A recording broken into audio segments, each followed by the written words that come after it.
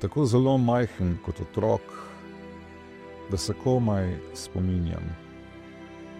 So me odpeljali v objem modrih sten, zelenih ploščic, dolgih hodnikov, difuzne svetlobe, včasih recimo dovolj, da ti sam nekdo nameni objem. Recimo pa samo položi roko na to glavo, ko si bolan, recimo. Ne vem, smrt je fascinantna, ne. Banalna smrt pa toliko bolj se mi zdi.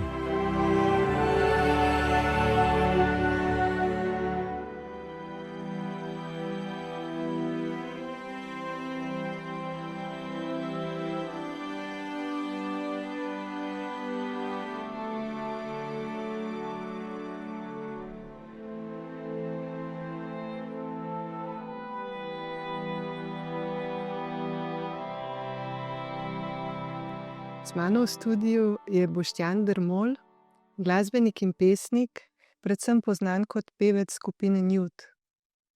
Dobrodošel. Lep pozdrav. Hvala, ker si prišel, res. Z veseljem, hvala za vabilo. Odraščal si v Celju. Kakšne spomine imaš na otroštvo? Lepe, brezskrbne. Imel sem to srečo, privilegij, da sem imel lepo otroštvo. Brez pretresov, brez vojn, brez nekih posebnih skrbi, v lepem okolju, z lepimi ljudmi. Sem bil obkrožen z dobrimi prijatelji, z družino, v naravi. Tako da moji spomini na otroštvo so zelo lepi.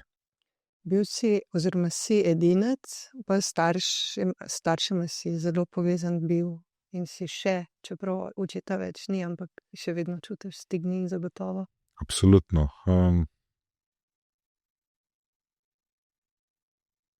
Ves čas iščeš neko kompenzacijo za brate, sestre. Jaz sem jo našel v svojemu bratrancu, ki je prav tako edinec, par mesecev starejši od mene. In sva si bila bolj ali manj kot brata soživljenje. Imel sem pa tudi nekaj ozkih, zelo bližnjih prijateljev, ki so bili v neposredni bližini doma, tako da mi družbe ni manjkalo, ampak ko si otrok, imaš omejen čas, kdaj si lahko zunaj ali pa da se družiš s prijatelji, tako da tisti čas smo preživeli skupaj. Sicer pa je bil Matej ta moj brat, ki to ni. Ampak je v srcu. Ampak je. To je Matej Kranjc, ki je prav tako kot ti pesnik, tudi glasbenik. A sta drugega že v otroštvu navdihovala v tej smeri? Ja, precej časa sva preživela skupaj, brala sva knjige, gledala sva filme, poslušala sva ogromno muzike. In seveda sva tudi pristopala kreativno k ustvarjanju glasbe. Vsak od naju je imel neko glasbeno predznanje in neke inštrumente. Ugotovila sva, da se iz vsega da narediti nek zvok in da to poustvarjanje zvokov okolice in lahko iz tega naredimo glasbo. In sva veliko se tudi sama snemala, tako da so bili to neki prvi začetki. Ja, imela sva več bendov skupaj takrat, ne. Vsak bend je imel vsak projekt je imel svoje ime in vsak projekt je imel svoj nosilec zvoka, ki je imel svojo naslovnico, tako da sva bila tudi v tem delu kreativna. Te kasete so še zdaj nekje varno shranjene na policah, tudi za vso vsebino. Upam, da magnetni trakovi še zdržijo ta test časa. Ampak ja, ogromno nekega tega kreativnega momentuma sva imela kot otroka. Pa tudi na splošno ste bili glasbena družina. Tvoja teta je bila učiteljica ali klavirja? Klavirja in harmonike in glasbe, ja, v srednji šoli. V srednji šoli. Ne, v srednji šoli. To je pedagoška šola, kjer je bila glasba eden od bistvenih elementov za vse bodoče učiteljice in učitelje. A to je bila Matejeva mama? To je Matejeva mama, ja. Najina stara mama pa tudi igrala klavir, tako da klavir je bil vedno prisoten v naši družini. Tudi moj oče je imel harmoniko, še vedno je ta harmonika doma. Potem pa so bile še ostale priložnostne zadeve, kot so razni triangli, činele, flavte, blok flavte, kitara, ki je zelo kmalu prišla tudi domov. In ostale stvari, lonci recimo, ne. Pa veliko ste peli, a ne? Po na družinskih srečanjih. Ja, tudi to je bilo. Moram priznati, da jaz sem bil najmlajši član družine po očetovi strani.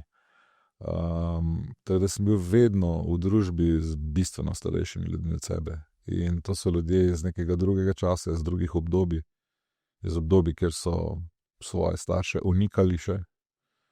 In za njih je bil najlepši dogodek leta ali pa več teh dogodkov, ko so proslavljali godove.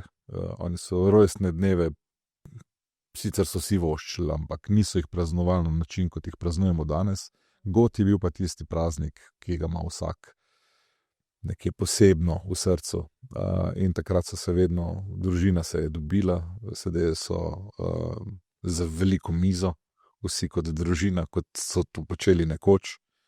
In pesem je bila bolj ali manj vedno prisotna. Ja. Tako da sem bil deležen vseh teh pesmi. In te neke medsebojne topline, ljubezni,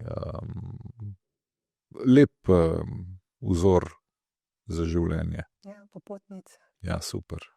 Si bil pa tudi v zboru, ki je veliko potoval po Evropi in zelo dobre uspehe dosegal, in tam si rekel, da si veliko se naučil za naprej, za kariero glasbeno. To je že bilo v srednji šoli. Jaz sem bil tudi v pevskem zboru v osnovni šoli. Vse skupaj se je začelo pravzaprav v dramskem krožku, ki je bil dramski krožek krajevne skupnosti. Takrat so bila določena praznovanja, občinska, državna, in vedno je bila naloga tega dramaturškega krožka pa dramske skupine, da pripravi neko proslavo, nekih 30 minut programa, in mislim, da sem bil pri nekih 6 letih udeležen, da sem prvič stal na odru z Ptički brez gnezda, se mi zdi, da je bilo. V glavnem, imeli smo veliko vaj, tudi z eno gospo, pri njej doma ob ognjišču. Tako da se prav živo spomnim teh momentov, ko smo vadili te tekste in smo delali odrske plane in načrte in gib in vse to, kako mora to izgledati. Potem je sledila osnovna šola in pevski zbor. Mislim, da nas je bilo fantov zelo malo. Bili smo seveda mešani mladinski pevski zbor. Zdaj je to druga osnovna šola, Celje. Prej je bila to, vse naše osnovne šole so bile imenovane takrat tisti čas po narodnih herojih, ne. Slavka Šlandra se je imenovala šola. In tam sem dobil prav veliko nekih dobrih idej in zametkov, usmeritev takratnega zborovodje. Super živi spomini so. Spomnim se ena ful lepa anekdota, ko nam je celemu zboru dal za poslušati eno skladbo, ki smo vsi poznali. Tisti čas je bila hit. In je rekel, kdo ve, kaj pravi tekst? In vsi smo rekli, seveda se poznamo ta komad. Logično, kaj sprašuješ, kak tekst, ne? Posnetek je bil malo slabše kvalitete, ne? Ampak ta naše vedenje tega, poznavanje komada, ne, in vse smo vedeli o njemu, je bila v bistvu takšna distrakcija, da nihče takrat, ko smo poslušali ta posnetek, ni poslušal teksta. In je bil popolnoma en drug tekst, ki je sicer zvenel podobno kot ta tekst originala, ampak to je bila velika šola, da nam je pokazal, da kako deluje naš Kadar smo mi tako prepričani, da imamo neke druge znake, ki nas vodijo v življenju, ne, potem se zlahka zmedemo in je ta distrakcija takojšnja, ne. Ti si prepričan, da veš, ampak v bistvu si vse skupaj preslišal. Tako da to je bila ena najbolj modrih stvari, ki sem se jih naučil v osnovni šoli pri pevskem zboru, ja. Sicer pa drugače, ja, seveda, tovarištvo in kolegialnost. Bil sem tudi tisti čas pri tabornikih. To se mi zdi, da je bil spet en tak momentum življenja, ki je bil zelo pomemben. neko tovarištvo, iskanje skupnega cilja, biti drug za drugega tam, probati živeti v sozvočju z naravo, se znajti v naravi, neke veščine preživetja, orientacije, usvajanje nekih veščin, ki so pomembne za življenje, ne vem, tako neka mini vojska ali pa ne, na čist mikronivoju otroškem, da se naučiš živeti skladno z naravo in da se znajdeš v trenutkih, ko je to hudo ali pa ko nimaš določene opreme, kako kompenzirati ali pa kako improvizirati stvari. Pa tudi oče te je veliko naučil v zvezi z naravo, ne? Sta bili veliko v gozdu, na poljih. Ja, oče izhaja iz kmečke družine, iz vasi, ki je ni več. To je vas Družmirje, blizu Šoštanja, ki se je seveda potopila pod jezero. On je bil vedno v stiku z naravo, že kot otrok je pomagal doma in potem je tudi njegova profesionalna pot šla v tej smeri. Hortikultura in delo z rastlinami, drevesi, tako da to je vse na nek način predal name. Moji eni najlepših spominov na očeta seveda so povezani z gozdom, ko sva ostala ob ranem jutru, še preden se je zbudil dan, da sva šla v les in tam vzela kako 120-letno bukov, naredila 70 klafta drv in v bistvu niso kaj dosti govorila, ampak so si povedala vse. Moramo vseeno priznati, ko praviš 120-letno buko, da me kar zaboli na srcu. Ja. A veš, da toliko časa raste pa posekamo. Ja. A je bila taka, da je bilo treba posekati, da je bila že slaba? Z gozdom je treba upravljati, ne. In je to kar zahtevno delo, ki ga ponavadi počnejo profesionalci in oni odmerijo vsakoletni odsek. Predvsem najprej na zdravost dreves in potem tudi na neko ekonomsko eksploatacijo gozda. Sicer so to impozantna drevesa, hrasti in bukve so krasna, čudovita drevesa. In ja, je poseben moment tudi, kar se tega tiče, ampak mogoče tega niti ne razumeš kot otrok. Ko pa potem se ozreš nazaj, pa seveda, ja. Ampak les je ena krasna stvar. Biti blizu lesa, biti blizu dreves, v gozdu, se mi zdi en popolnoma drugačen način dojemanja narave. Se pravi, vsak način dojemanja narave ima neke svoje ekstra kvalitete, ne. Morje ima svojo, gozd ima pa tudi svojo, ne. Travniki pa spet nekaj čisto posebnega. Gore prav tako. Najlepše spomine na otroštvo imaš pa ravno z morja, pa tudi ob Savinji si veliko časa preživel s prijatelji. Kaj ti pomeni voda? Savinja je v neposredni bližini mojega doma, tako da sem bil vedno blizu, ne. Naučil sem se sicer šele leta 90, ne, te neskončne moči narave. Kadar je reka, ki zna biti popolnoma blaga in prijazna, razbesni in pride svoje bregove in potem ruši vse pred sabo. Voda vedno najde pot in je bila izkušnja za življenje. Tisti nek totalno primarni strah pride z človeka v poplavah, ker ogenj ti na nek način lahko pogasiš, ne. Pred poplavo se pa lahko samo nekam umakneš na neko varno mesto, če je to možno, ne. V naših primerih to seveda takrat ni bilo možno. Pa je poplavilo vašo hišo? Seveda, to so bile vse hiše, Celje je bilo kar precej prizadeto že takrat in potem so sledile še nove poplave skozi leta. Pri tistih smo odnesli debelejši konec, ampak pri tej prvi pa seveda tudi pred tem časom, ne, so bile poplave na tem območju. Spet, človek se lahko bori proti naravi, misleč, da bo zmagal, ampak jaz mislim, da je narava vedno močnejša od človeka.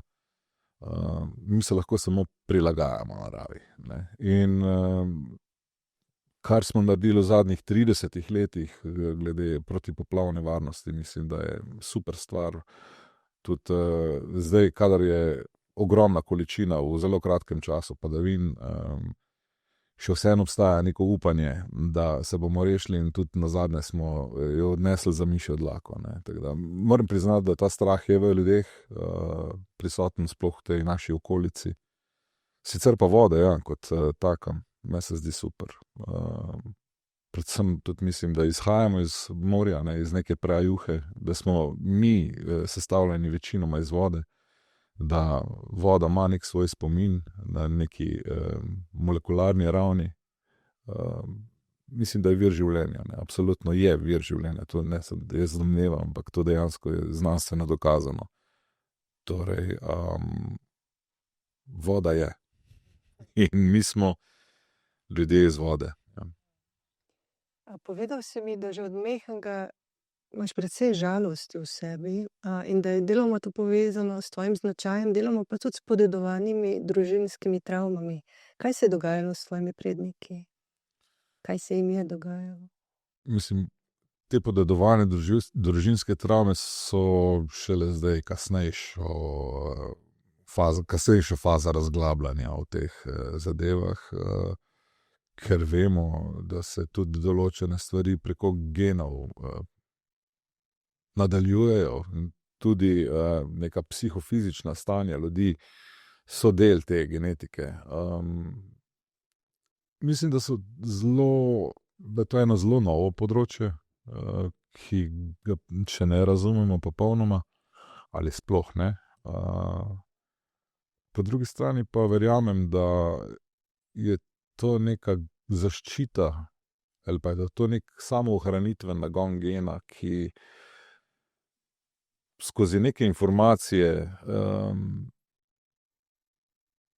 zaščiti novega nosilca tega istega gena pred stvarmi, ki so se dogajali njegovim prednikom.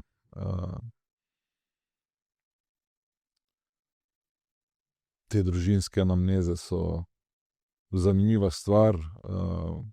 V osnovni šoli smo imeli naloge, da delamo družinska drevesa, da spoznamo pravzaprav, kdo so bili naši predniki. Ne vem, ali je še to danes način tega početja v osnovni šoli, ampak zanimivo je gledati, kdo so bili ti ljudje, kaj so počeli, kaj so razmišljali, kako so živeli, so imeli veliko bratov in sester, ali so bili v stiku z smrtjo, recimo v zgodnjih letih, ali so bili deležni miru ali vojn. In ja, obdobje, v katerem živimo zdaj, je relativno obdobje miru, vsaj na našem delu planeta. Vsi naši predniki so bili manj srečni, kar se tega tiče. Vsi so bili vsaj v neki fazi življenja ali del vojsk, ali pa da so pač bili del te neke kolektivne norosti in seveda kot posledica tudi smrti. To so bili ljudje, ki so morali čez noč v vojsko, iti v eno ali v drugo, ni bilo kaj dosti vprašanj. Potem so, vsaj moja izkušnja je ta, da so pač vsi imeli to neskončno željo in hrepenenje po domu in so se želeli vrniti čim prej. Nekaterim je to uspelo celo večkrat. Nekateri so preživeli svoja najlepša leta v taboriščih. Tvoj staroče v Dachavu, ne? Ja, on je bil zaprt v Dachavu 3 leta in pol, je preživel, eden redkih srečnežev, ampak je prišel domov hudo bolan. Tako da to ga je zaznamovalo za celo življenje. Enako moja stara mama Vavšica, je umrla zelo mlada, pri 35. Veliko teh zgodb, to so bile večje družine tistega časa, v veliko otrok in večina jih je doživela neko tragično usodo. Tudi ruske fronte, ujetništva, vsega je bilo. Tako da mislim, da tudi to je del, če že ne samo genetskega spomina, pa del nekih zgodb, s katerimi smo odraščali kot otroci. Vsi ti moji bližnji so bili tudi na nek način pisatelji in so zapisali te svoje spomine. Stric je zapisal knjigo o svojem izgnanstvu v Šleziji, star oče je napisal več knjig o Dachavu, Tako da to so bile stvari, ki so jih absolutno zaznamovali na način, kot si tisti ljudje, ki tam niso bili, niso niti mogli predstavljati. Ne. Jaz sem potem čez čas, se pravi, ne vem, kaj to bilo, nekje v zgodnjih 2000-ih, sem obiskal Dachau, da sem videl, seveda danes to izgleda popolnoma drugače. Hotel sem si predstavljati, kako je ta star oče tam bil in ne, kako je trpel praktično v teh nenormalnih razmerah. Tudi Matejev oče je bil tam zaprt. Tako da imamo veliko teh zgodb. Potem so tu še razširjena družina, ki so bili po Mauthausnih in Auschwitzih. Ja. Moram pa priznati, da velika večina jih je pa vsem preživela. Ne. Ja, so imeli srečo. Niso bili, mogoče so bili tudi dovolj vzdržljivi, fizično sposobni. Ja. Vem, da mama mi večkrat razlagala, tudi stara mama mi je razlagala, da so staremu očetu pošiljali pakete v Dachau, da ponavadi vsakega drugega dobil, sicer pa zdaj rekel, da brez njih ne bi preživel. Ampak to razumeti, to stisko, žena ostane sama z otroci in v neskončnem pomanjkanju vseeno to pošlje, karkoli pač še je ostalo, pošlje svojemu možu v taborišče. Samo z upanjem, da se vrne. Ja. Bi te pa prosila, če prebereš pesem Tam, ki pa govori o tvoji travmi iz otroštva. Pretresljiva in zelo doživeta. Tam.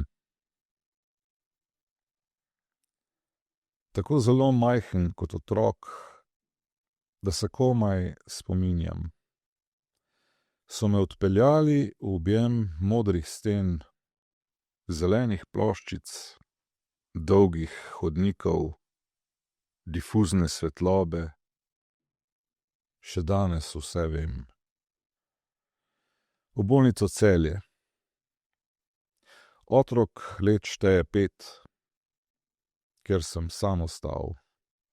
V posteljo ujet, z malim medvedkom in slonom in to je vse. Strah, čakanje, upanje. Kdaj konec bo že? Kdaj šel bom domov? Kje sta mami in ati? Zakaj sta ostala pred vhodnimi vrati? Kaj se dogaja? Zakaj tu ležim? Sonce zahaja, a jaz se bojim. Vlekle so se ure, kakor kača, dnevi, kakor leta so bili. Ležal sem, oklepal se živalic čisto sam. Nekako je minilo. Stežka. Cela večnost. A del mene je še vedno tam.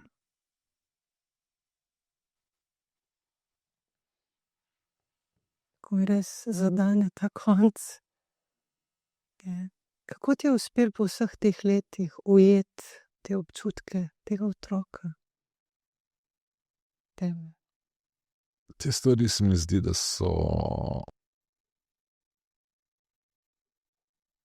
tako globoko vtisnjene ali v spomin ali pa v podzavest, da rečemo temu travmatične izkušnje, da so zagotovo, se jaz tako razlagam, nek varnostni sistem pred podobnimi situacijami v življenju. In kadar gre za tako močne čustvene trenutke preteklosti, si jih zapomniš zato, da bi znal mogoče ravnati, če se slučajno ponovijo, kot neko opozorilo, recimo, ne, kot spet nek del programa, ne, kot zaščita človeka pred naravo, pred nekimi tujimi dejstvi. To so živi prizori, ki mislim, da bodo najdlje ostali v meni. Zanimivo, recimo, ko sem gledal očeta, oče je trpel za hudo obliko demence in Alzheimerja in to. Mislim, da precej dlje časa, ampak se ni manifestiralo do zadnjih nekaj let. Takrat je bilo pa to tako neznosno, da človeka razčloveči in to ni več človek. Ne. In zanimivo je, da vedno grejo najpozneje, najglobji spomini. Se pravi, tiste stvari, ki so iz otroštva, ki so del odraščanja, ki so del lepih stvari iz družinskih krogov, rane mladosti. Vedno se je vračal nazaj v spominih. Tja, in to ostane v človeku očitno zapisan najbolj. Ena zgodba je prišla na misel, ko sem brala tvoje pesmi, pa sem nekako razbrala, ja, da je imel demenco, Alzheimerjevo bolezen. Pred časom, že dolgo nazaj sem jo prebrala, ampak mi je ostalo v spominu. In sicer gospod je pri zdravniku in se mu mudi zgodaj zjutraj. In pravi zdravnik, mislim pa pove, da gre ženi, da vsako jutro jesta zajtrk, ona je pa v domu starejših. In ga vpraša zdravnik, kako pa je z njenim zdravjem, pa pravi, da ima demenco, oziroma da ga ne prepozna več sploh. Ja. In rekel je, zakaj se mu pa pol mudi, se ona ne vedela, ste prišli ali ne, se vas ne prepozna, pa pravi, ona ne ve, kdo sem jaz, ampak jaz vem, kdo je ona. Tako. Tako da, ko si ravno to omenil, ja, kaj se vse v tebi dogajalo ob tem, ko je oče še bil, pa ga več ni bilo? Ja, to je cel rollercoaster nekih čustev in spoznanj. Ne vem, prva misel je seveda, da si ne želiš, da se to zgodi tebi, ne. Ali pa da se to zgodi še komarkoli drugemu, ne. Probaš pa v tisti dani situaciji najboljš pohendlati, kakor gre, ne. To so pač zadovoljevanje najbolj osnovnih bioloških potreb, ne. Ta bolezen človeka popolnoma razčloveči, ne. In potem prihaja spet ta vprašanja, ne. Kaj je zdaj boljše, ne, da si zdrav v glavi, pa telo ne dela, če imaš na izbiro, seveda to nimamo na izbiro, ne, ampak kaj huje, ne. Da odpove fizis ali pa da odpove glava, ne. In ne vem, kaj je pravi odgovor. Mislim pa, da so, kadar odpove glava na ta način, ne, da je tistemu, ki je prizadet, se niti ne zaveda toliko so bolj, ne, talci so svojci in bližnji, ne, ki morajo to gledati, ki so popolnoma nemočni, ne, ki morajo to s tem nekako shajati. To se mi zdi, da prideš do trenutka, ko enostavno rabiš neko zunanjo pomoč, predvsem strokovno pomoč, ker ti človeka ne znaš niti sam obvladati, mislim, na način, da ga preoblečeš, da te stvari porihtaš, nahraniš, recimo, ne. To so grozne stvari, ampak seveda, vse se učimo ves čas. Seveda ti ni težko, zaradi tega, ker je to tvoj oče, ampak vseeno ti je pa grozno težko, ker ne moreš verjeti, kam si prišel, ne, do kje je on, ne. Seveda pa tudi ta bližina, ne. A to še spoznal? Ko človeka ni več. Ja, mene ves čas poznal, edino, da ni bilo popolnoma jasno, katero vlogo igram v tistem trenutku. Včasih je vedel, da sem jaz njegov sin, ampak bolj, ko je šla stvar k koncu, je bolje mislil, da sem jaz njegov oče ali pa njegov brat.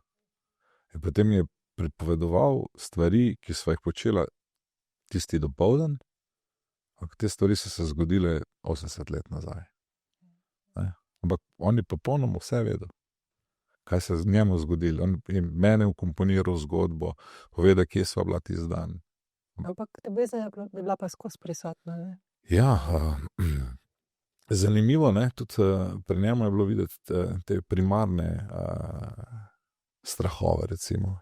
Prišel tudi v trenutke nekega strahu, ki ga tam dejansko ni bilo. To je nek miselni strah, ne. On se je tako živel v neko situacijo izpred, ne vem, 80 let, ki se mogoče sploh nikoli ni zgodila, ne. Ampak je imel vse tako globoko, da je bil viden ta strah v tistem trenutku pripovedovanja, ne. Tako da to, če naveževa na tole bolnico in tam, ne, se mi zdi, da je res tako globoko zakoreninjen v človeka, te močne čustvene izkušnje ostanejo nekje. Lahko rečemo brazgotine, lahko jim pa rečemo opomniki, ne vem. Odvisno, kako jih vzamemo. Rada bi prebrala del pesmi Roke. Koliko so vredne roke? Roke nežne, mehke, roke mile, zgubane, razbrazdane, utrujene. Brez cene roke so in te dlani. Nekomu vse, neprecenljive, a tako ranljive in tako minljive. Takšna res ganljiva pesem, polna spoštovanja, ki v preprostih verzih ujame povezanost, toplino in ljubezen, ki se tudi skrivajo v drobnih vsakdanjih gestah. A poveš malo več o tej pesmi še ti?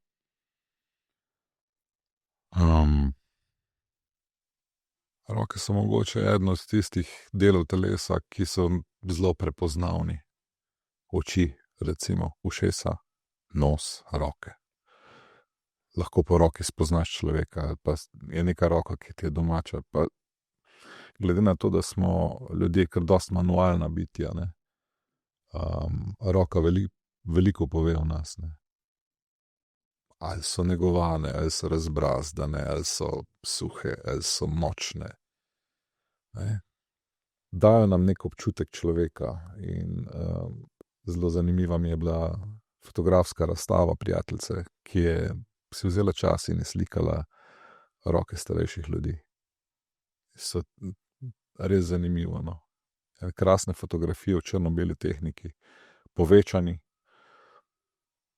in ti detajli, ko vidiš, da so te roke dale marsikaj skozi. V času, ko je bilo treba vse na roke narediti, ne. Danes smo v tem digitalnem svetu ujetniki tisočerih pripomočkov, ne. Že pralni stroj, recimo, je nekaj takega, ne. Pomivalni stroj, sesalci, vse to. Včasih je bilo treba vse na roke, ne. In to se je na teh rokah poznalo. Tako da danes mogoče lahko malo bolj pofejkamo, ne. Pa tudi imamo tisoč nekih estetskih korekturnih možnosti, ne, da sfejkamo še to staranje in vse, kar, ne. Nekateri ne hendlajo dobro s staranjem. Ampak roke veliko povejo človeku. So pa seveda tudi metafora, ne. Ja. V tem primeru, v pesmi, ne. Če poveš o tem, kaj? Ja. Ne, vse stvari, da ne izgledajo samo tako, kot jih vidimo, ampak kot tisto, kar začutimo. Roke kot dotik, kot nek varen pristan, kot neka dobrota, kot tolažnik. Včasih, recimo, dovolj, da ti sam nekdo nameni objem, recimo, pa samo položi roko na to, ali glavo, ko si bolan, recimo, ne. Se pravi, ta neka možnost in moč zdravljenja z dotikom.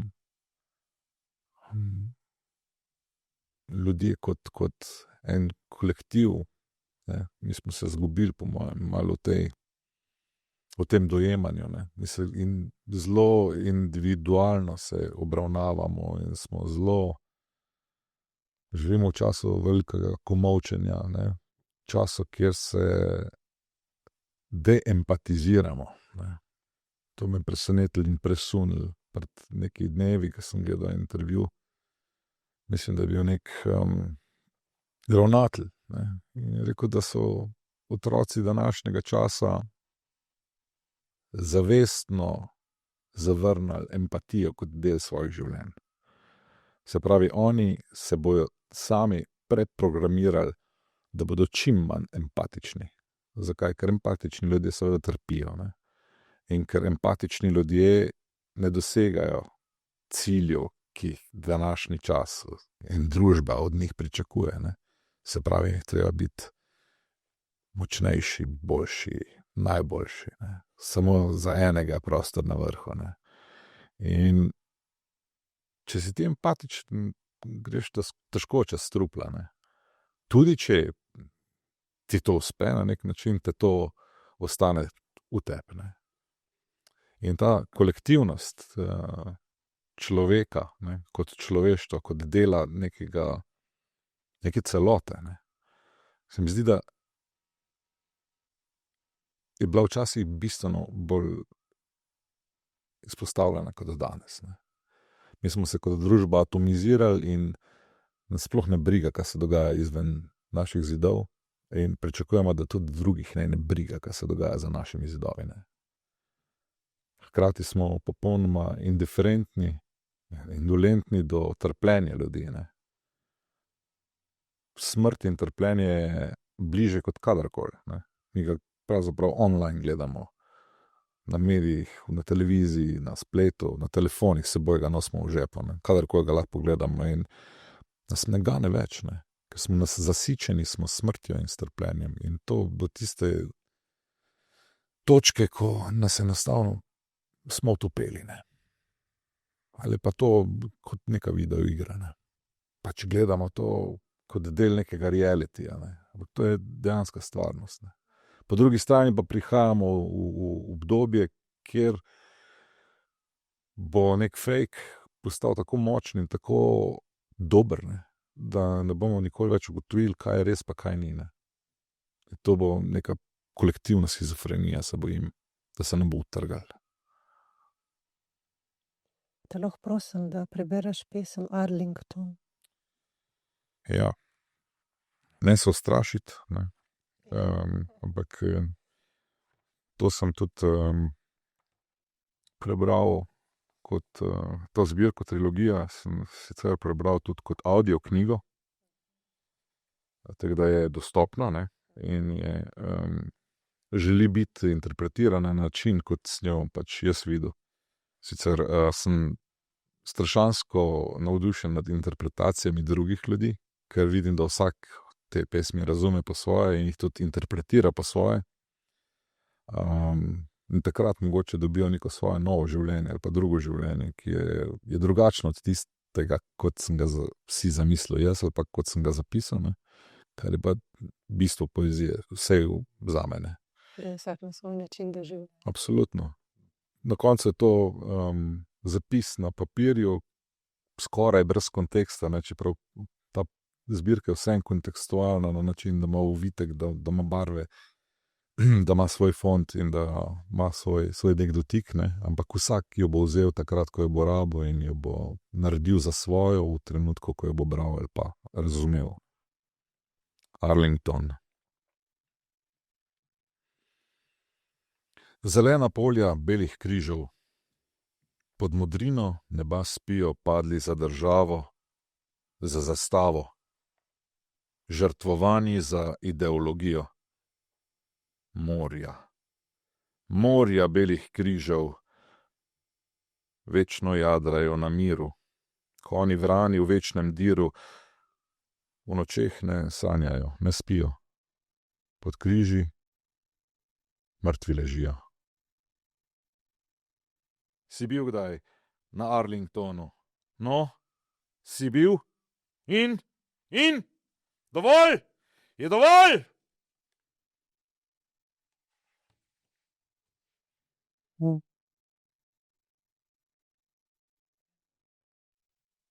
Si bil? Bil. Zato pa je taka, kot je. Kako si pa doživel ta polja, neskončna polja križev belih?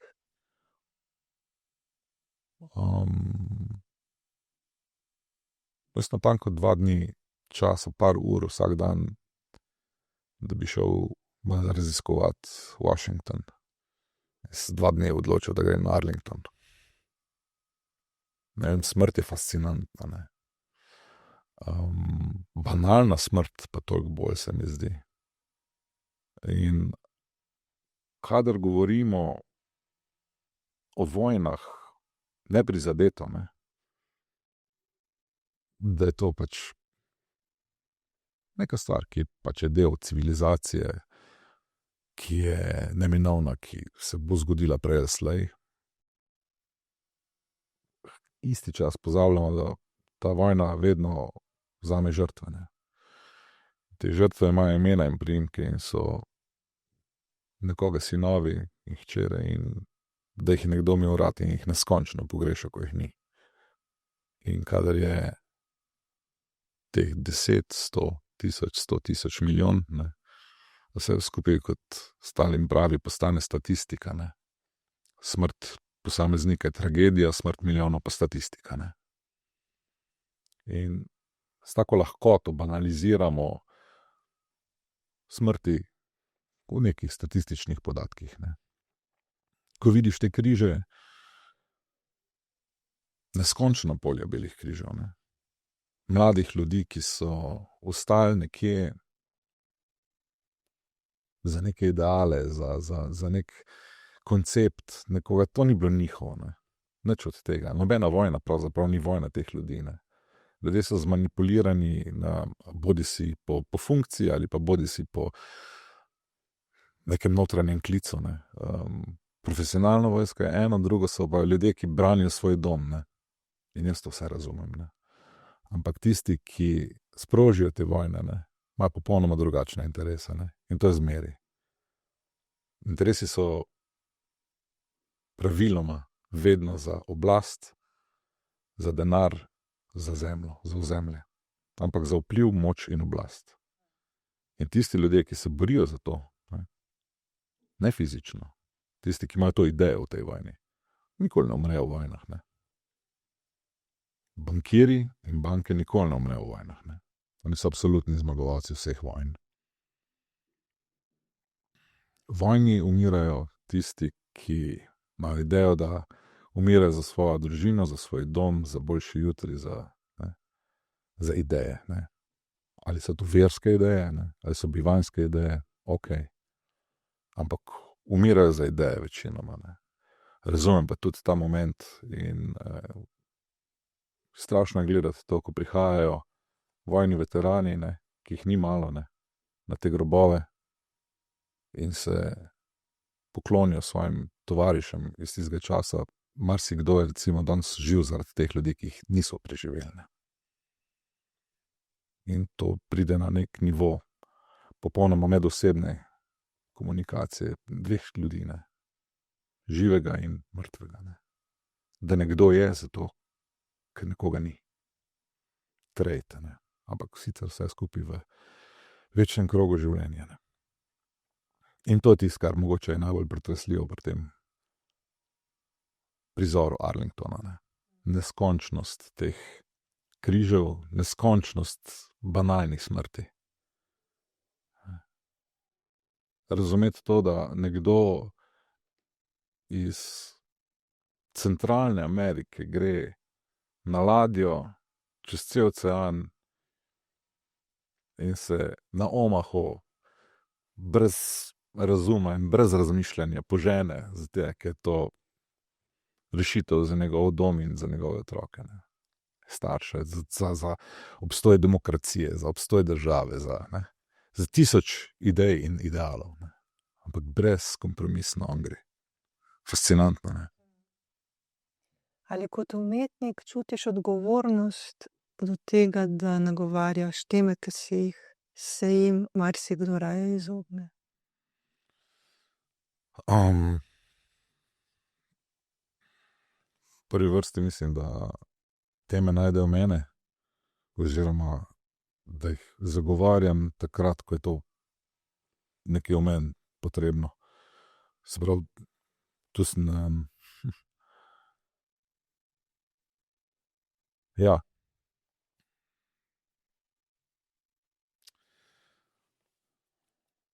Najprej moraš ugotoviti, koga nagovarjaš. In zakaj, ne. In kaj je namen. In kadar ugotoviš, da je to brezplodno početje, potem mogoče to niti ni tvoj notranji klic. Se pravi, veliko mogoče avtocenzure v tem.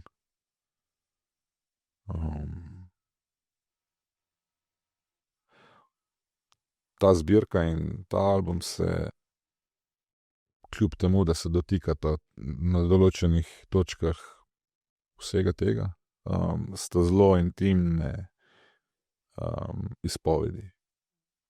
Nekaj zelo prvoosebne. Nekaj, v čemer se čutim kompetenten govoriti. Ker se je to zgodilo meni in to ni nič drugega kot nek vodnik po bolečini ali pa po izgubi. Ne. Ampak to seveda je samo moj. Ne. V upanju, da komu pride prav. Zato pravim, ta zbirka je precej težka. In, hvala. Mislim pa, da jo vsak najde takrat, ko potrebuje, oziroma da ali on poišče njo ali pa ona njega. Ne. Je pa, seveda, še enkrat pravim, to je uteha in na drugi strani svetloba na koncu tunela za nekoga. Ne. Mogoče točno takrat, ko je nekdo rabi. In to je ta želja ali pa vzgib, zakaj. Zdaj se bo dotaknila še res velike izgube v tvojem življenju, izgube tvoje žene. Kako se je vse začelo v Grčiji? Ja, začne se na najbolj preprost način možen. Pod tušem zatipaš in potem se odpirajo vprašanja in skrbi in najprej seveda zamah z roko, se nič ni. Zakaj pa glih jaz, ne? Ali pa zakaj se pa to meni dogaja, ne? Klasika, mislim, 1000-krat videno. No, seveda pa set kart, ki jih dobiš v roko, je pač tak. In ja, in potem vse, kar sledi. Od takrat, ko prvič začutiš, do takrat, ko te v tej obliki ni več, v 15 mesecih. Preselila sta se na deželo, ti si dal vse stvari na stran potem in si skrbel zanjo. Kakšno je bilo tisto obdobje? Kako je, zagotovo sta se še dodatno zbližala? Ja, obdobje upanja in sprememba paradigme, ne. Vseh stvari, ki si jih do takrat počel kot nekaj samoumevnega, kot nek inercijski moment življenja, vse to je treba zdaj dati malo na pavzo in strani pogledati, se soočiti z problemom, z realnostjo, mogoče malo znanstveno, mogoče malo paraznanstveno. Pogledati, kakšne so opcije, ne. In ta razbremenitev stresa in pobeg iz običajnih okvirjev življenja, načinov življenja je bil prvi na seznamu, ne. Se pravi, spremeniti bivanjsko paradigmo na način najti neko okolje, ki je dejansko brez negativnih impulzov, brez hrupa, brez stresa, narava, svež zrak, veliko sonca, en mir, ne. Ne samo ta mir, ki ga moraš najti v sebi, ampak tudi mir okolice, ne. Preko tega miru na neki način potem začneš sebe miriti, ne. Se pravi, bližina travnikov, bližina gozda, svež zrak, lepi razgledi, lepi sončni zahodi in upanje. Ne. Predvsem je upanje. Ker takrat res zaveš, da ne res zaveš, ampak takrat je spet en foc, en opomnik je, ne. Ja, vsi umremo, ne. Nihče od nas ne bo ostal. Vprašanje je samo, koliko še imamo tega časa na voljo, ne. In nihče nima tega odgovora, ne. Boriš se pa spet proti naravi, ne. Z vsemi sredstvi, ki jih imaš, s vsem znanjem, ki ti je na voljo. Seveda se lotiš stvari študiozno, bereš stvari, hočeš razumeti. Sprememba okolice, sprememba hranjenja, način odnosa, vsega. Iščeš magične rešitve, ne, ki jih seveda ni, ne. Ampak tega ne veš, ne. Mislim, še enkrat, ljudje dobimo različne sete kart, ne, sojenic za življenje. In nekdo lahko dela vse narobe, pa gre skozi. Nekdo lahko dela vse prav, pa pač ne gre, ne. In tu je recimo neka ta vmesna pot, ki je potem neka transformacija s časom, ne. In kljub temu, da vse hočeš narediti prav in da narediš najboljš, se včasih ne izide, ne. Torej, žena Leontina je bila zelo pozitivna. Mislim, tako je do konca bila polna upanja. In rekel si, da kadar so bili zate težki trenutki, da nisi želel pokazati šibkosti, ranljivosti, da si probal biti močen zanjo, ampak nekaj se je po tebi akumuliralo, nabiralo. To neizraženo. Ja, če primerjam ti dve travmi, ta dva odhoda, ne, očetovega in Leontininga, ne, je prvo zanimivo, koliko časa se ti poslavljaš od človeka, ne.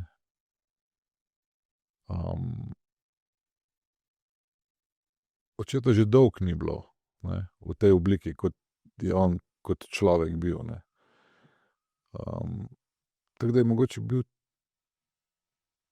ta prehod, ne, toliko lažji, ne.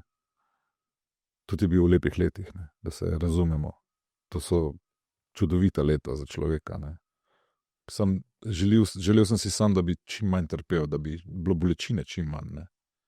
Na drugi strani imamo zelo mlado, ne, žensko. 33. 33, ne. Praktično na pragu življenja, ne. Sprav, vse te tečne stvari je že dala skozi, ne. Zdaj pa life, ne. Končno, ne. Končno zdaj je pa life, ne. In ne, nič ne bo, ne. In tudi tu si želiš, da je čim manj bolečine in ampak tukaj je še upanje, ne. Tu pričakuješ, ne, neko izboljšanje, saj bomo vse prav naredili, ne.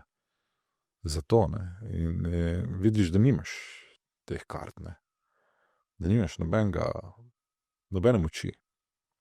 Ta obup, ta nemoč, tu se mi zdi toliko močen.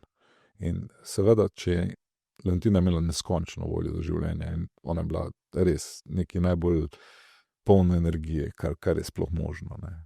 In ona se ni nikoli predala, ne. Že takrat, ko so bile vse napovedi popolnoma slabe, ona še vedno fajtala.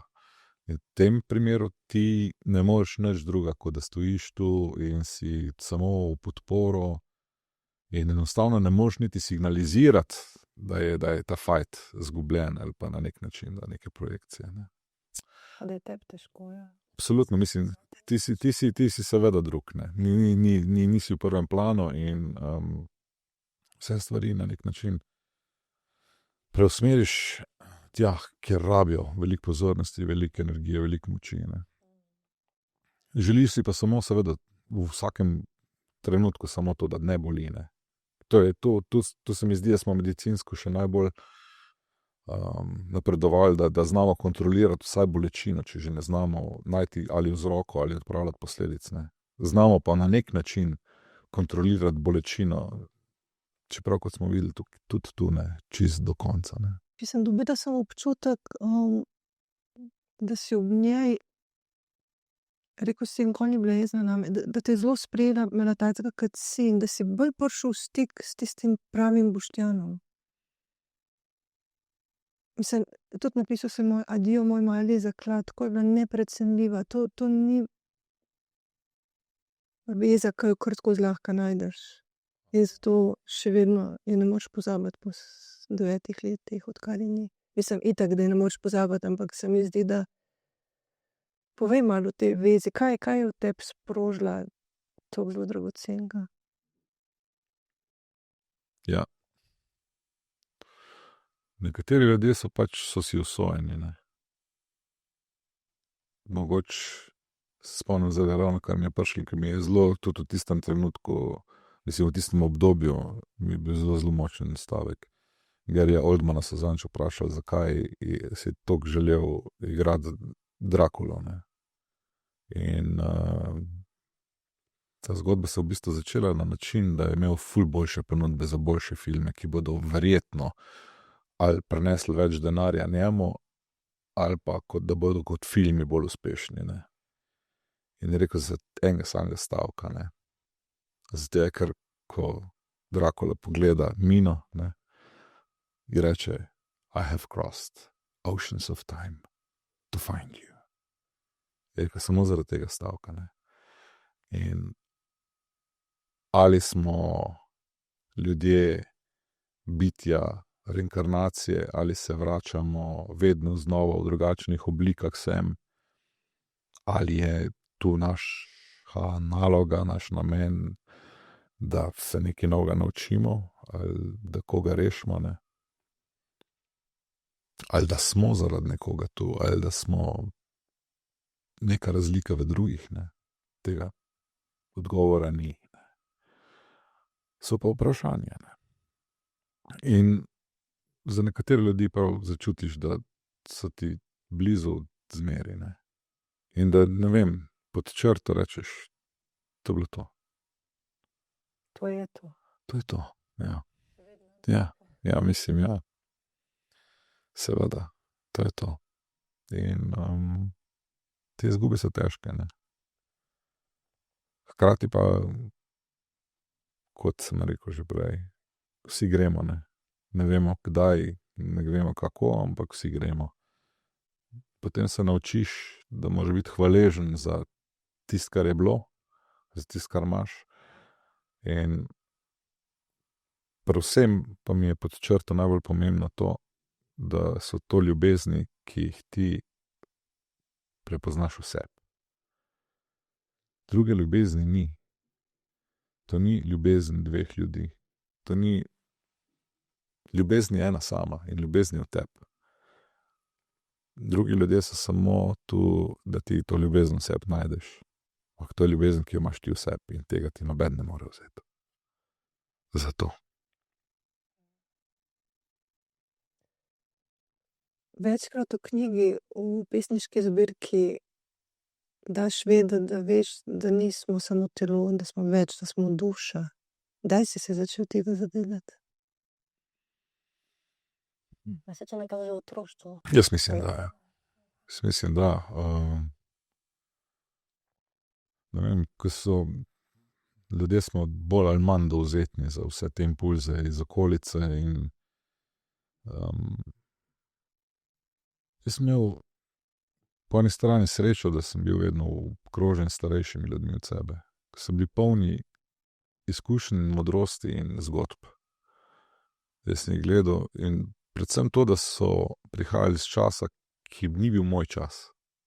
To ni bil čas, v katerem sem jaz živel, ampak so prenesli vse te izkušnje iz nekega drugega časa, ker je treba vedeti, da se je ta tehnološki razvoj, ne, ali pa ta popolnoma drugačnost bivanja se je spremenila eksponentno. Bi rekel tam nekje od poznih 80-ih recimo, ne. Do tistega trenutka, bi rekel, od industrijske revolucije dalje, bila stvar precej zvezna, ne. Potem je pa to šlo navzgor tako, da in še vedno gre, ne. Se spomnim recimo, da je bil problem staršem razložiti funkcioniranje bančne kartice ali pa bankomata, ne. Pa se mi zdi, da danes je že toliko orodij na svetu, da je že nam, ki smo neka, ne, funkcionalna sredina, težko določene novitete sprejeti. Našim otrokom je pa to čisto easy, ne. Oni so se rodili praktično z digitalijo v rokah ali pa, ne, v življenje. Mi smo jo šele dobili s časom ali pa tam na poznem koncu otroštva recimo, ne. Moji starši tega sploh niso imeli, ne. Se pravi, je to vse za njih novo, ne. Mama, ki je delala v službi, kjer so v računovodstvu, kjer so delali stvari vse na roke. Pa je bil super moment, ko so dobili seštevalni stroj, ne. En tak bazični računalnik, seštevalnik, ne. Ampak je to bil ful napredek, ne.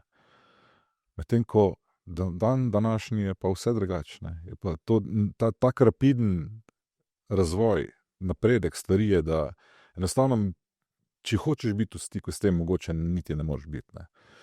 In takrat, kadar je izostanek teh digitalij ali pa moderne tehnike, mislim, da so se ljudje fejst bolj posvečali drugemu, ne. Ali pa samo sebi, ne. Da so razmišljali o tem, kdo sem, zakaj sem. Ne. Potem tudi, ne vem, sožitje z naravo. Ne. Ko se začutiš, da si del tega narave, da nisi na avtopilotu, da enostavno sebe dojemaš kot fizično bitje, ki ima formo, ampak to je zunanja forma, pa ima vsebino. Ne.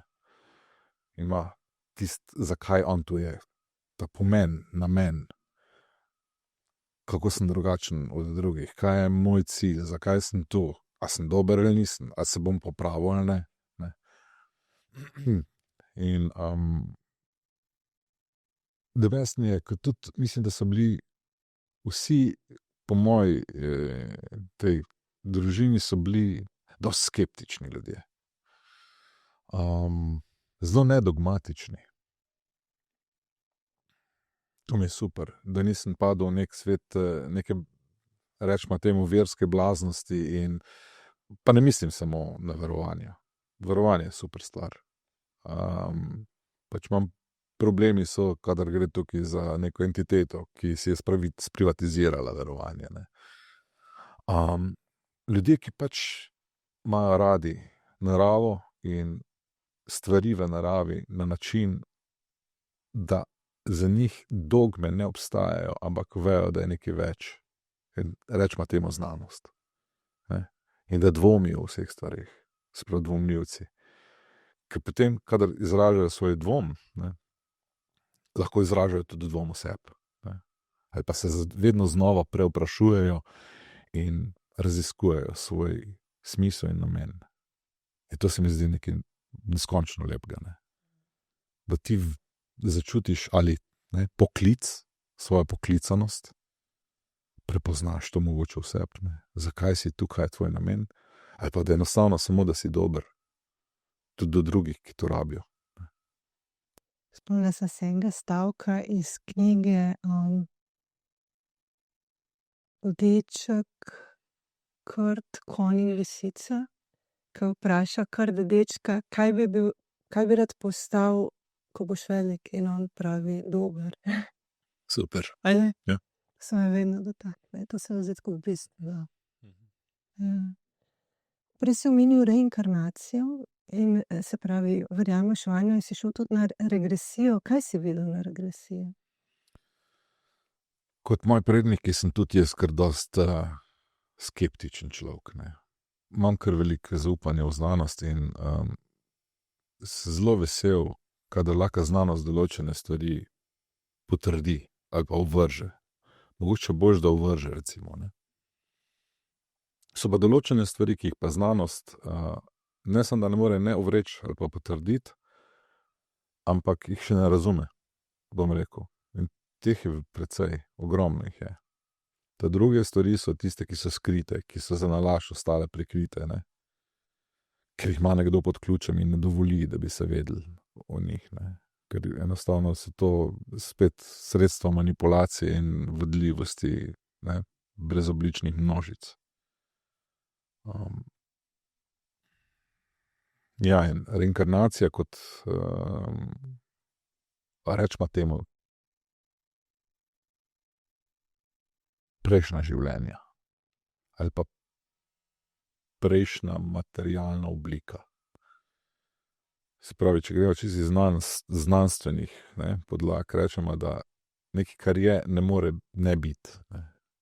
In da mi smo, in če smo, potem pač smo in ne moremo več ne biti. Ne. In če smo, pa smo bili, ne, potem smo zmeri. Ne. Rečem, iz takšnih smo stvari kot sanje, ali pa mi smo zvezde, ne. Ali pa da smo vsi del zvezd, ne. Zvezdni prah, ne. Zvezdni prah. In bereš stvari, zelo veliko bral, kot sem bil otrok, še veliko bolj kot zdaj, recimo. In tudi takih stvari, ki so na robu znanosti, ki so malo paranormalne, ne. ampak spet ne, kot da bi se brez glavo v to spuščal, ampak sam kot nek dvom spet, ne. Kaj pa če, ne. Recimo konkretno v teh piramidah, ne. Zdaj prihaja, ne vem, spet kaj je res, kaj ni, ne, ampak pač ves čas so se meni zdele piramide, smo jih tudi z enimi prijatelji v osnovni šoli zelo študirali, zakaj recimo ostane nekaj hrana sveža, zakaj so stvari ostrejše, potem, da gre v bistvu za neke energije, ne. Se mi tudi zdelo, no, fakt, to so neke energije so, ne. In ta energija, ne, ki prehaja, ne, pa rečemo temu čas, ne. Čeprav zdaj tudi ugotavljamo, da čas je spet neka komponenta, ki smo si jo mogoče sami izmislili za tega, da lahko stvari dajemo v neke kronološke perspektive, ampak da čas kot tak ne obstaja nič druga kot neka dimenzija, kot vse druge dimenzije, ne. Bistveno bolj kompleksno, no. Se pravi, tvoje bistvo, ne, to, kar ti si, ne, prehajanje te energije skozi čas, ne, in te modalitete. Danes si tu v tej formi, naslednjič prideš v drugačne, ne. In ja, bil sem na regresiji, to govorimo zdaj 30 let nazaj, kaj takega. In ali so to spomini preteklih življenj, ne. To so jasno, zelo jasno jasne slike, jasne vloge. Za regresijo sem se pa odločil takrat, ker so se mi zgodile na potovanjih stvari, ki si jih nisem znal razložiti. In to dvakrat, popolnoma časovno ločeno, mislim, da par let razlike. Ko se znajdeš v nekem kraju, kjer še nikoli nisi bil, ampak poznaš vse. Ne? Lahko temu rečeš, okej, nekateri temu rečejo déjà vu, ne. Ampak to ni bil ta klasičen déjà vu, ker je ta bolj neka situacija, ki rečeš, to sem pa že videl, ne. Tudi znanost ima na to odgovor, ne, da tukaj gre za neko kratkoročnost spomina, ki se ti zdi, ne, se pravi, tvoje razumsko dojemanje tega, kar se dogaja online, se ti zdi, kot da je to iz spomina jemano, tako da bi se dal tudi razložiti scientifically, ne. Medtem ko pa to, da si pa neki prvič in da poznaš okolico, ne vem, veš, kako izgledajo vrata, določene podrobnosti vitraža, recimo, ki ga vidiš prvič v življenju, ne. Enostavno, ti si tam že bil, ali pa ti tu si že bil, ali pa tu stanoval, ne. Ali pa prideš na določeno točko sveta, kjer si popolnoma v miru. Kjer začutiš neskončen mir. In to je, kot da bi prišel v nek zaključen krog, kjer si na mestu, kjer je nek del tebe nekoč počival, ali pa še počiva, recimo, ne. Nek dom, občutek doma. Daleč stran od svojega trenutnega doma, ne. Tole Severna Afrika, si rekel, Ja. a Pariz. Pariz. V Severni Afriki je bila izkušnja še toliko bolj zanimiva, bilo nas je več na enem trodnevnem safariju in vozili smo se po cesti, kjer se mi je zdelo, da poznam celo okolico, in sem rekel, ampak a je ta cesta nova? Pa je rekel vodič, ja, ta cesta zdaj je nova, drugače je bila cesta malo bolj severno. Sem rekel, saj tam bi se mogli peljati. Je rekel, ne, tiste ceste pa ne uporabljajo več od druge svetovne vojne dalje. In je bil ta moment, ne, v regresiji tako zelo živ, da precej strašljiv. Zdaj pa lahko spet govorimo še o nekih karmičnih momentih, ali pa nekaj, čeprav karma ima en drug spomin kot genetski spomin. To dvoje bi ločil popolnoma. Genetski spomin, jaz mislim, da bi lahko izmeril in izračunal ali pa ne, znanstveno opredelil, medtem kot karma pa bo nekaj, kar verjetno ne bomo nikoli razumeli zares. Ampak ne, biti dober in da se dobro z dobrim vrača in spet karma kot očiščenje nekih preteklih utelešenj. Ampak ja, jaz mislim, da smo tle več časa, kot smo samo v enem življenju, teka enega življenja. Jaz bi rada tudi podelila, da sem bila na regresiji, oziroma bom tako začela. Od majhnega sem imela že sanje že v vrtcu o koncentracijskem taborišču, kar kot otrok tako zelo nenavadne sanje, no. In pol sem šla na regresijo, tam malo čez 30 sem bila stara in sem videla veliko teh prizorov. Stara mama je bila iz Sombore, iz Vojvodine. In mene je bilo skozi strah tja iti, hkrati me je pa zelo vleklo. In ko sem pol prvič šla leta 2018, in ko sem prišla na trg, najprej tako večer je že bil, pa sem točno vedela, kako moram iti v ono četrt, čeprav nisem vedela, kje je že, ampak nekaj me je vleklo. Poznala sem poti, no, to hočem reči. Pol sem šla pa v arhiv kasneje raziskovati, kje je njena hiša, in se tudi je ulica drugače imenovala, ampak sem ugotovila pol, kako se danes imenuje. In ko sem prišla v tisto hišo, ki je bila številka 25, prijatelj bil z mano, ki je iz Somborja, pa drugače živi v Ljubljani, Zoran Kneževič, en pisatelj, zelo fejst človek. Sem rekla: "Zoran, to ni ta prava hiša." In pol je gospod začel neke dokumente iskati in je rekel: "Ja, pa res, zamenjali so številke, vaša hiša, mislim, od babice 2 hiši naprej." So prišla not in sem vse prepoznala. Noro.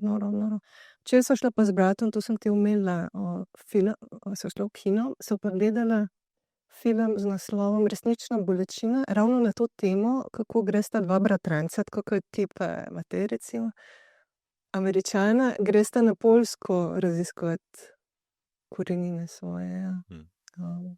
Pa sem pol bratu razlagala, spet se je že poznal to zgodbo, ampak sem malo, ker sta tudi prišla prav do hiše, babice in tako. Tako da, zelo je bilo, jaz sem skozi jokala ta film, res.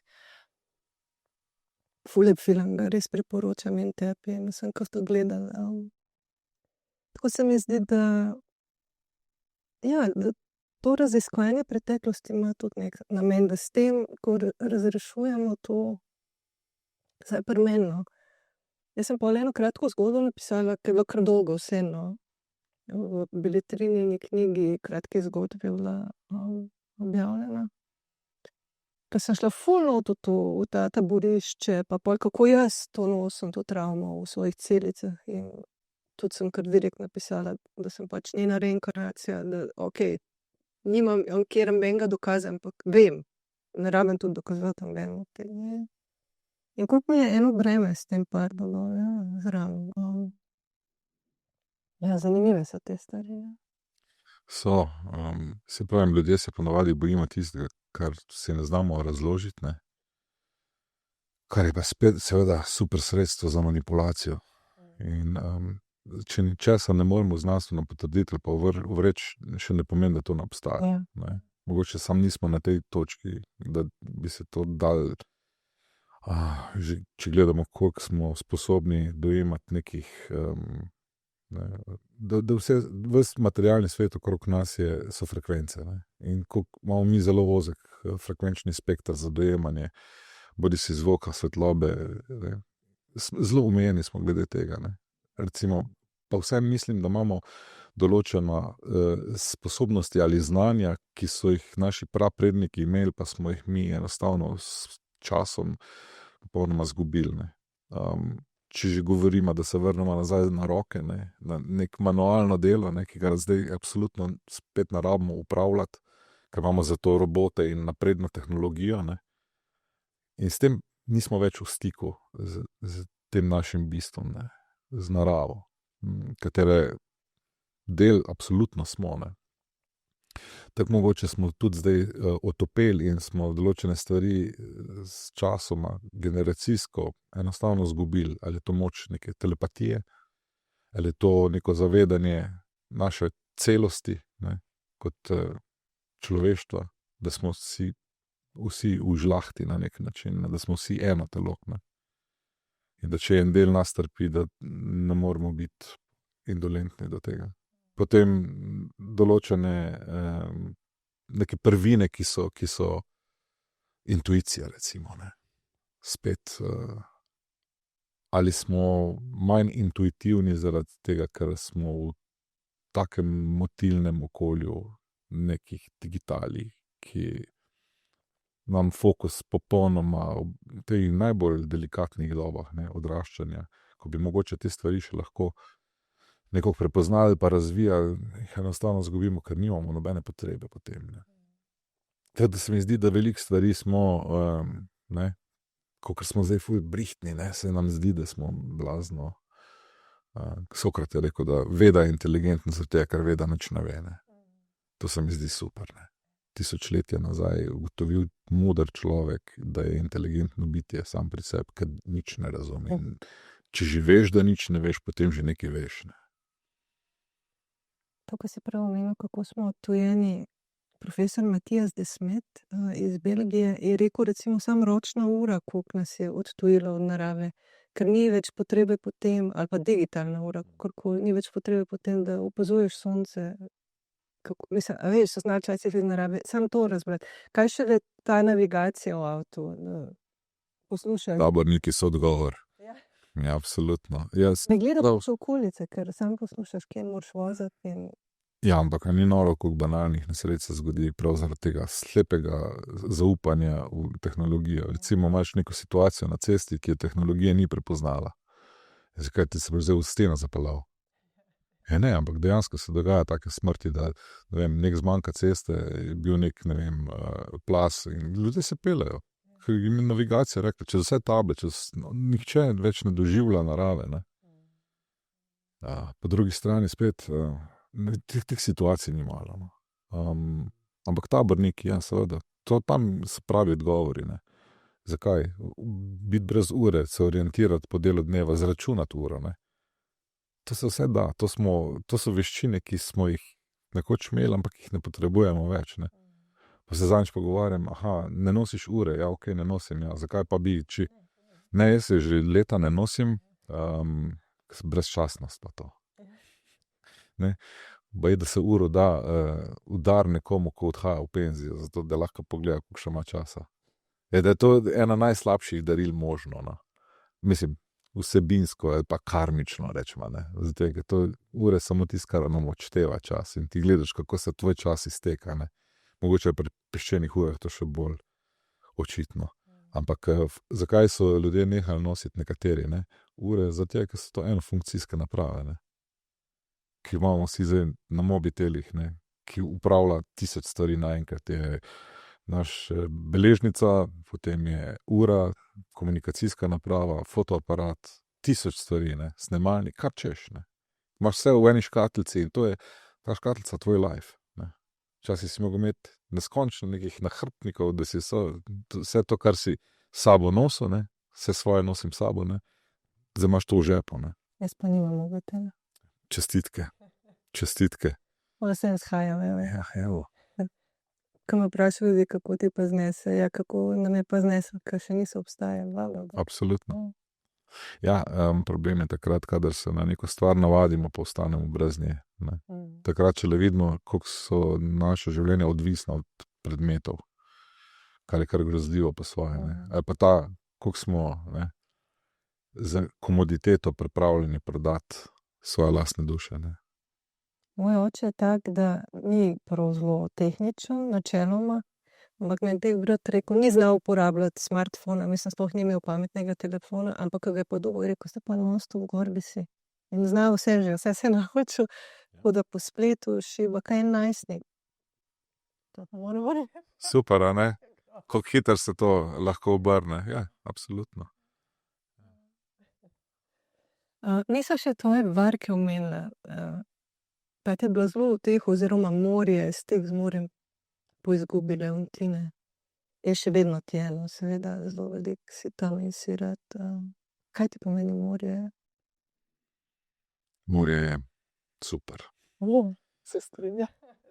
Ne, če greva spet nazaj, verjamem, da smo prišli te prajuhe iz morja, da smo del te neskončne skrivnostne globine in ne.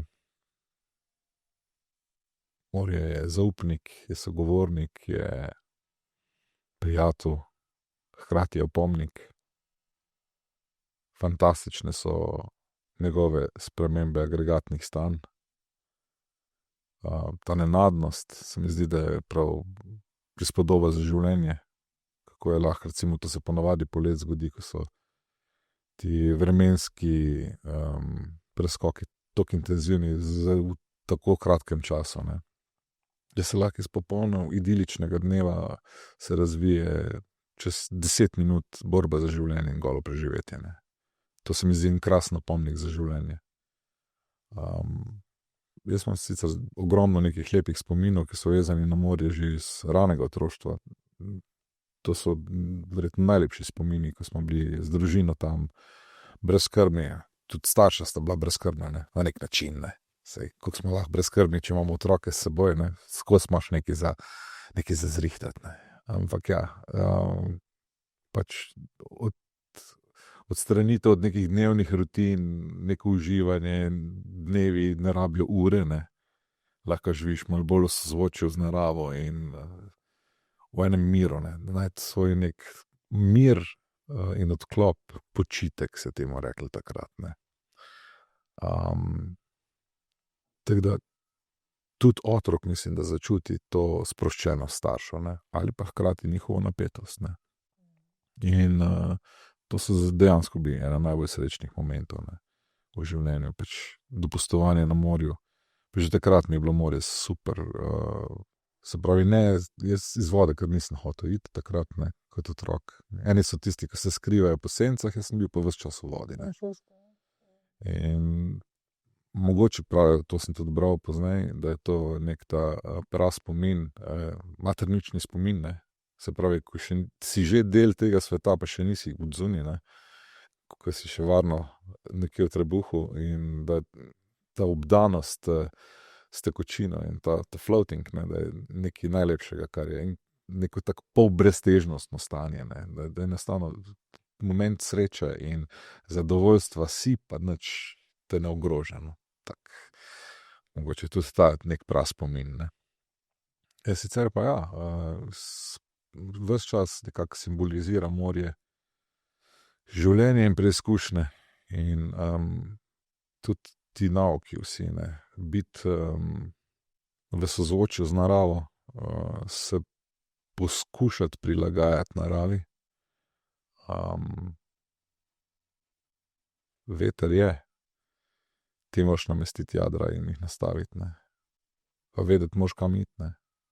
Potem je nek moment tovarištva, ko je ekipa, ki deluje za skupni cilj. Se mi zdi zelo, zelo pomemben moment za življenje, kot tudi neka prispodoba spet, ne.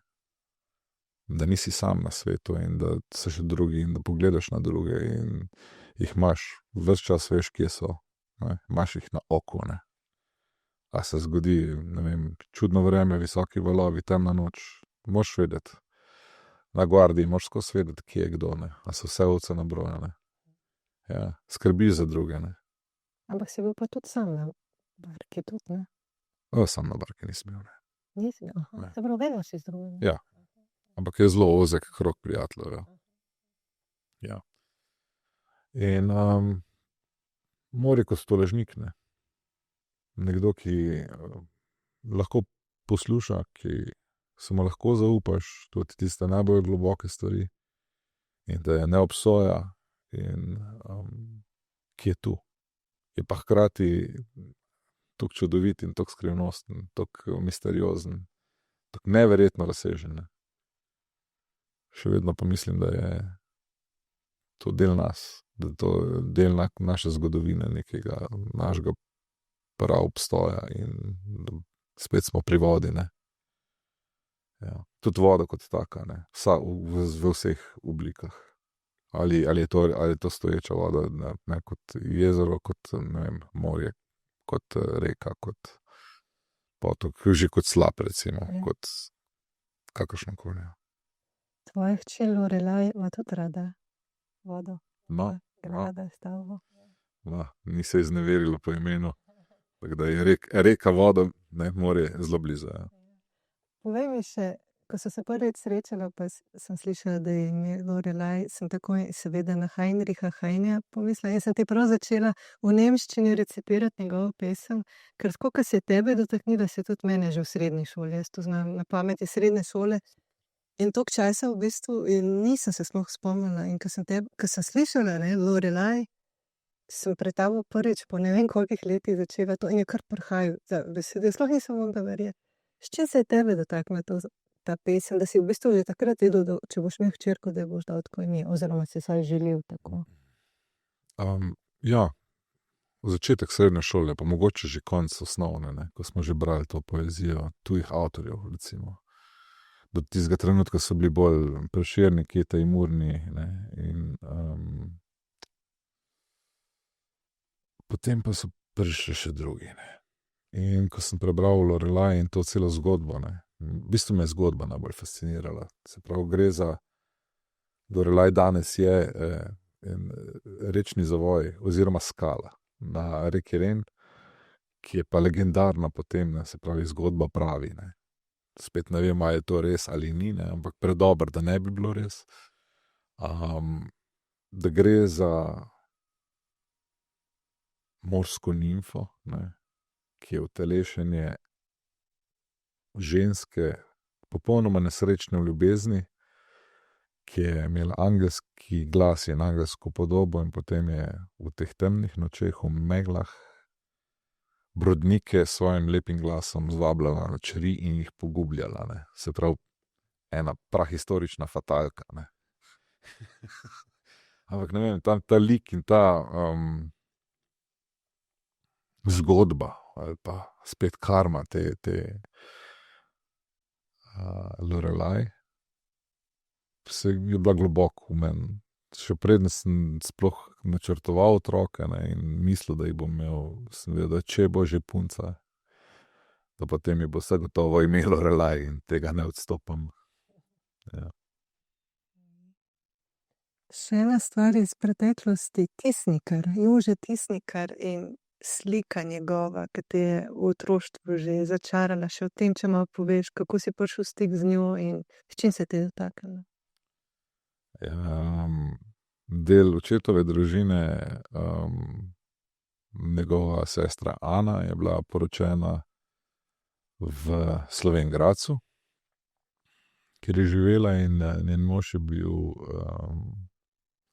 Ivan, krasen človek, zelo spreten z rokami in on je imel dejansko iskreno rad les in vse stvari je delal iz lesa. Celo njegovo življenje je bilo povezano z lesom in na nek način sta bila prijatelja z Jožetom Tisnikarjem, ker mu je on tudi delal okvire za slike.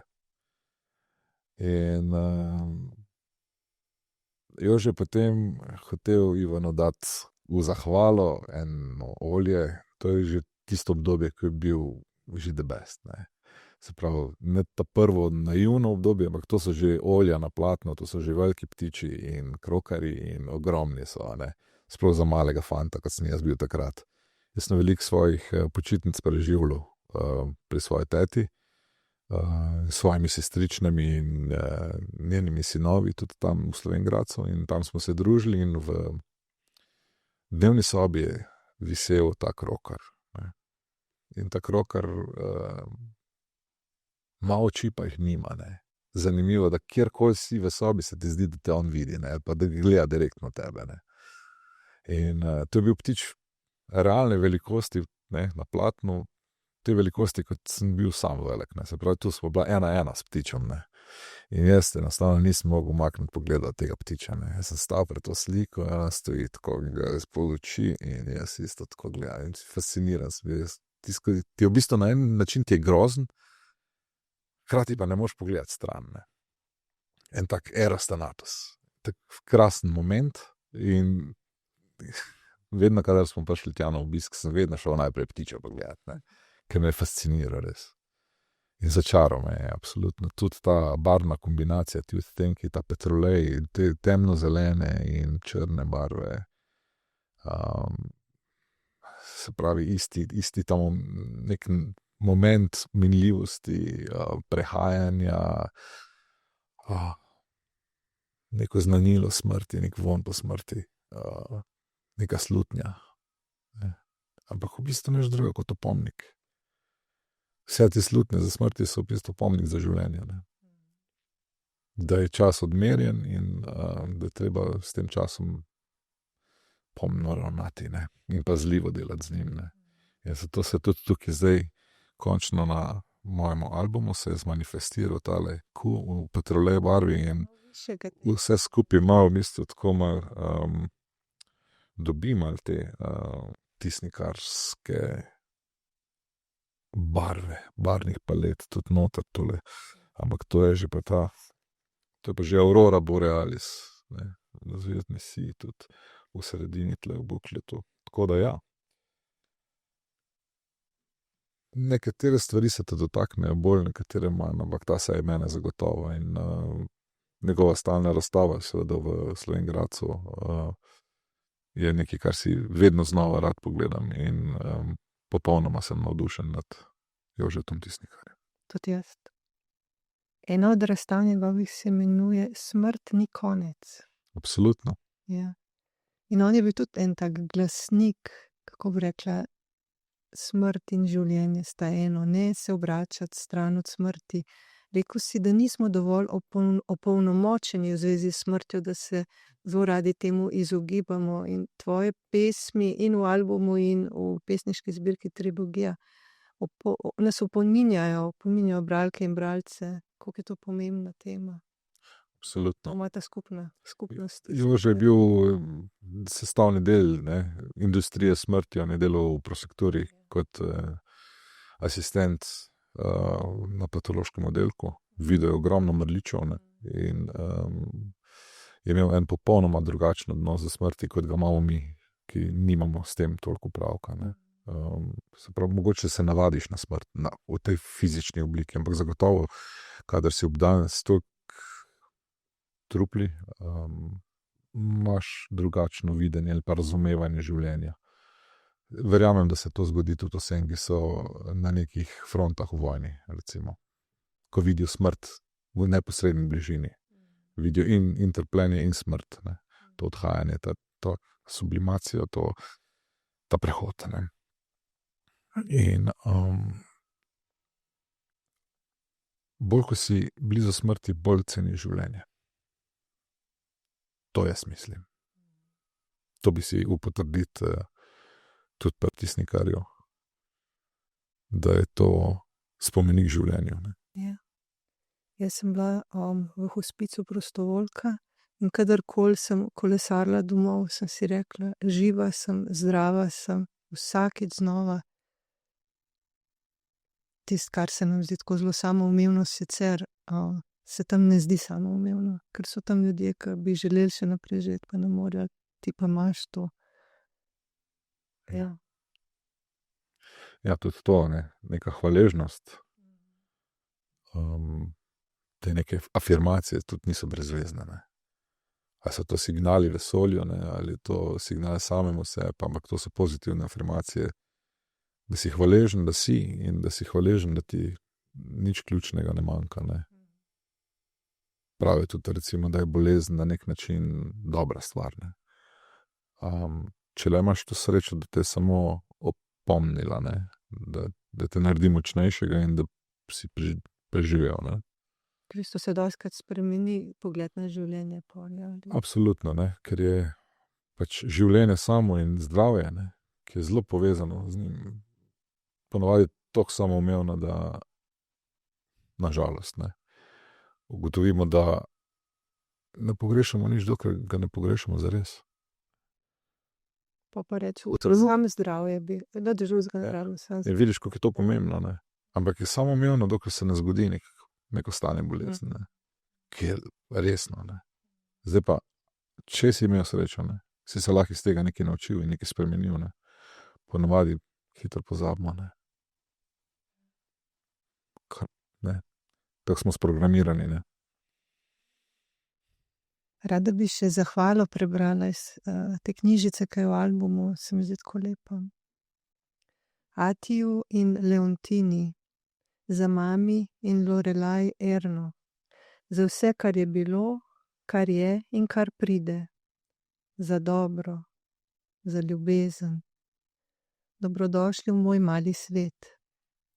Počasi in skrbno sem ga ustvarjal vsa ta leta. Medil se je, vanj so vstopili čudoviti enkratni ljudje in ga plemenitili, vsak svojo energijo in z ljubeznijo ustvarjanja. Rad bi se zahvalil vsem, ki so omogočili, da je album takšen, kot je. Moj, naš, vaš. Vsem in vsakemu posebej. Tukaj noter se čuti ta skupnost, ta mi, ne jaz, ampak mi. Absolutno. Jaz se dobro zavedam, da če si samostojen ustvarjalec in je od tebe odvisno samo to izrazno sredstvo, kar pri muziki ponavadi nikoli ni, ne, je to vedno stik življenja in energiji vseh ljudi, ki so vpleteni v ta projekt. Ali so to tonski tehniki, ali so to soinštrumentalisti, vsi ljudje, ki pač karkoli imajo zraven, tudi dizajn, fotografija, oblikovanje. Vsak, ki je bil del te zgodbe, ne, tega potovanja, to je le 5-letno potovanje, je del njega je tu noter. Ne. In tudi vsem, s katerimi sodelujem, vedno pravim, da bistvena je pot. Ne. Mi smo tu, da zaključimo nek projekt, da ima neko formo, končno obliko, ampak nas je zaznamovalo to, na kak način smo prišli do tja, koga smo tu spoznali, koga smo srečali, kaj smo vse prepoznali, zakaj smo danes boljši, ko smo bili preden smo se lotili tega. Ne. Kaj smo se naučili, ne. Kaj nam je to dalo in če je to noter vtkano, vsa ta ljubezen in vsa ta energija, ko smo jo mi noter vložili, ne. Potem, da smo imeli srečo, da smo jo na nek način arhivirali pa shranili, ne, na način, da je možno jo reproducirati vedno znova in znova in da bo ta energija šla med druge ljudi, med tiste, ki jo rabijo. Ne. In se zavedamo, da to je to ni pop izdelek v nekem najbolj širokem smislu, da je to izdelek za širše množice. Ne. Predvsem so to neke naše zgodbe in naša čutenja za tiste, ki jih sprejmejo, prepoznajo pa rabijo. Ne. Isto kot pri poeziji, nastajala je isti čas kot trilogija, s tem, da še več časa je potrebovala, ja, seveda, ker je toliko ljudi bilo udeleženih, ampak vesel sem iskreno res za vso to prehojeno pot, za vso to izkušnjo in za vse te energije, ki smo si jih izmenjali, ves ta fluid, ker to smo ljudje, ne, to damo drugemu, ne. Mi smo samo eno prehajanje energij. In vsakeč, ko srečamo nekoga, z njim izmenjujemo to energijo in nekaj dobimo za to, ne. Nekaj damo in za to, da nekaj dobimo, to skozi kroži. To se mi zdi res najlepša stvar. Ja. Enkrat si rekel, pa bi s tem zaključila, verjamemo v energijo, v dobro, verjamemo v to, da se pravi ljudje vedno srečajo, da nas nekaj povezuje. Tako da sem zelo vesela, da je tudi naju življenje povezano in da smo lahko zdaj imela ta pogovor, ki smo ga delila z drugimi. Je super, hvala za ta super pogovor in jaz upam, da se hvala spet vidimo, ne, ali pa da se s kom na novo vidimo ali pa spoznamo. Tako da upam, da so ta razmišljanja še komu prišla prav. Hvala.